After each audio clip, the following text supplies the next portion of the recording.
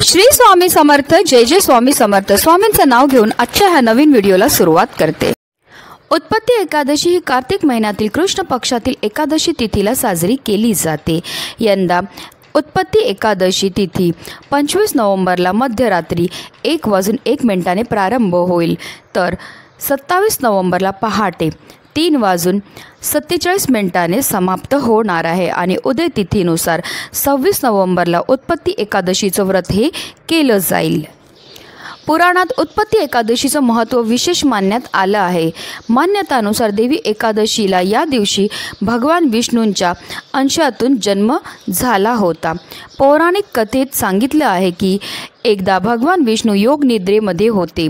जेव्हा मूर नावाचा राक्षस त्यांच्यावर हल्ला करणार होता, तेव्हा भगवान विष्णूच्या शरीरातून एक दैवी देवीचा जन्म झाला।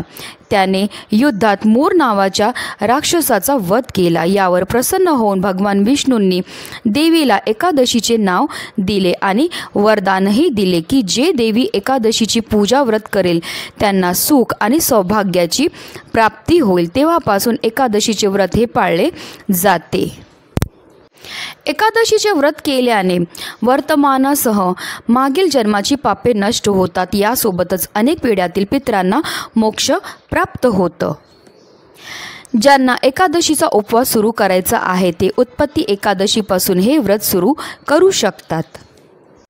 भगवान श्रीकृष्णाचे परम मित्र सुदामाने स्वतः उत्पत्ती एकादशीचे व्रत केले होते।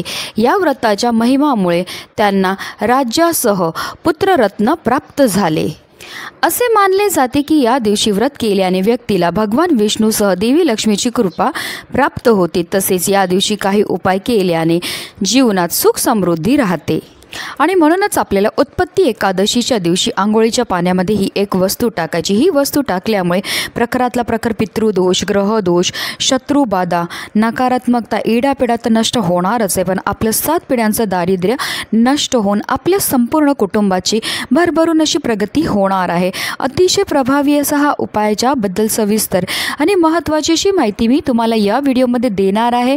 तर व्हिडिओ पूर्ण पहा आणि जर तुम्ही माझ्या चॅनलवर नवीन असतील तर चॅनलला सबस्क्राइब करा आणि शेजारी बेल आयकन सुद्धा प्रेस करा, जेणेकरून तुम्हाला माझ्या नवनवीन व्हिडिओचं नोटिफिकेशन हे मिळत राहील आणि तुम्ही एक पण व्हिडिओ मिस करणार नाही। हिंदू धर्मामध्ये कार्तिक महिन्याला अनन्यसाधारण असं महत्त्व आहे।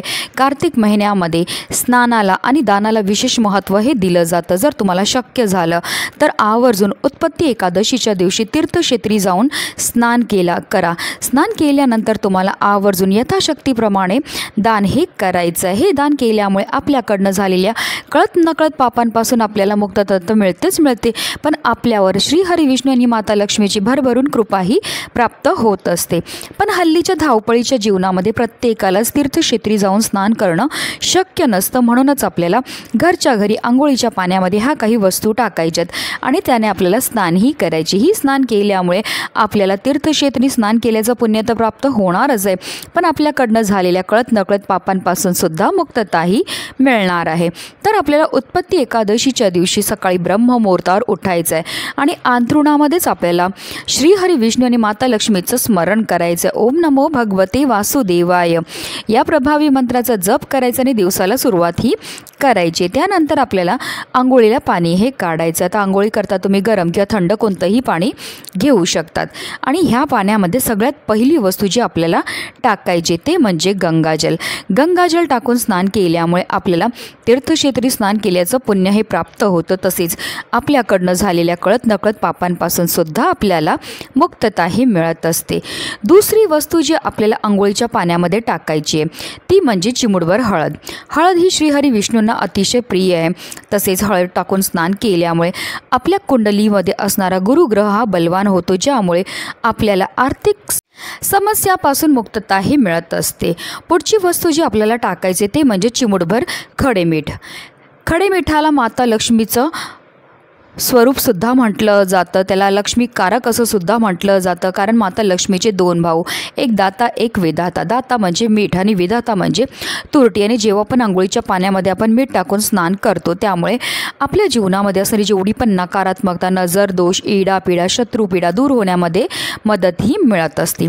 तसेच आपल्याला चिमूटभर काळे तिळसुद्धा आपल्या आंघोळीच्या पाण्यामध्ये टाकायचे आहेत. कारण तिळाची उत्पत्ती ही श्रीहरिविष्णूंच्या घामापासून झाली होती. तसेच तिळ हे आपल्या पितरांना सुद्धा समर्पित आहेत. आणि जेव्हा पण आपण आंघोळीच्या पाण्यामध्ये काळे तिळ टाकून स्नान करतो त्यामुळे आपल्या कुंडलीमध्ये असणारा प्रखरातला प्रखर पितृदोष, ग्रहदोष, शत्रुपीडा, नकारात्मकता दूर होण्यामध्ये मदतही मिळत असते.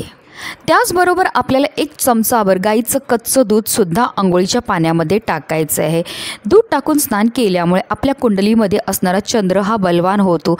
चंद्र हा मनाचा कारक मानला जातो. आणि जेव्हा आपण आंघोळीच्या पाण्यामध्ये गाईचं कच्चं दूध टाकतो आणि स्नान करतो त्यामुळे आपल्याला शारीरिक आणि मानसिक त्रासापासून मुक्तताही मिळत असते. तसेच आपल्याला 1 तुळशीचं पत्रसुद्धा आवर्जून आंघोळीच्या पाण्यामध्ये टाकायचं आहे. कारण श्रीहरिविष्णूंना सर्वात प्रिय ती म्हणजे तुळस. आणि तुळस म्हणजे साक्षात माता लक्ष्मीचं स्वरूप आहे. आणि आंघोळीच्या पाण्यामध्ये तुळशीचं पत्र टाकून स्नान केल्यामुळे आपल्यावर माता लक्ष्मी ही प्रसन्न होते आणि आपल्या जीवनामध्ये असणारे सर्व दुःख दारिद्र्य दूर होतं. पण एकादशीच्या दिवशी आपल्याला तुळशीला स्पर्श करायचा नाही आहे किंवा तुळशीची पत्रसुद्धा तोडायची नाहीत. म्हणून आपल्याला जे पण तुळशी पत्र पूजेकरता लागणार आहेत ती आदल्याच दिवशी तोडून ठेवायची आहेत. आता या सर्व वस्तू आपल्याला आंघोळीच्या पाण्यामध्ये टाकायच्यात आणि आपल्याला स्नानही करायचे. स्नान करताना आपल्याला निरंतर ओम नमो भगवते वासुदेवाय नमो या प्रभावी मंत्राचा जप हा करायचा आहे. बऱ्याचदा लोक चुकीच्या पद्धतीने स्नान करतात म्हणून सुद्धा त्यांना केलेल्या उपायाचं कोणतंही शुभ फळ प्राप्त होत नाही. म्हणून आपल्याला काय करायचं आहे, 1 मग पाणी आपल्या उजव्या खांद्यावर टाकायचं आहे, 1 मग पाणी आपल्या डाव्या खांद्यावर टाकायचं आहे आणि त्यानंतर आपल्याला संपूर्ण स्नानही करायचे. ही स्नान करताना आपल्याला निरंतर ओम नमो भगवते वासुदेवाय या प्रभावी मंत्राचा जप हा करायचा आहे. जेव्हा आपण आंघोळीच्या पाण्यामध्ये या सर्व वस्तू टाकतो त्याचबरोबर मंत्राचा जप करतो त्यामुळे आपल्या तनाबरोबर आपल्या मनाची सुद्धा शुद्धीही होत असते. आणि पवित्र तनाने आणि पवित्र मनाने केलेल्या प्रत्येक कार्यामध्ये आपल्याला 100% यश प्राप्त होत असतं. अतिशय प्रभावी असा हा उपाय आहे. हा उपाय केल्यामुळे आपल्या कुंडलीमध्ये असणारा प्रखरातला प्रखर पितृदोष, ग्रहदोष, शत्रुपीडा, नकारात्मकता तर नष्ट होतेच होते पण आपल्या 7 पिढ्यांचं दारिद्र्य नष्ट होऊन आपल्यावर श्रीहरिविष्णू आणि माता लक्ष्मीची अखंड कृपाही होणार आहे. म्हणूनच व्हिडिओ जास्तीत जास्त लोकांपर्यंत शेअर करा जेणेकरून प्रत्येकाच्या आयुष्याचं कल्याण हो हीच मनामध्ये इच्छा. श्री स्वामी समर्थ. जय जय स्वामी समर्थ.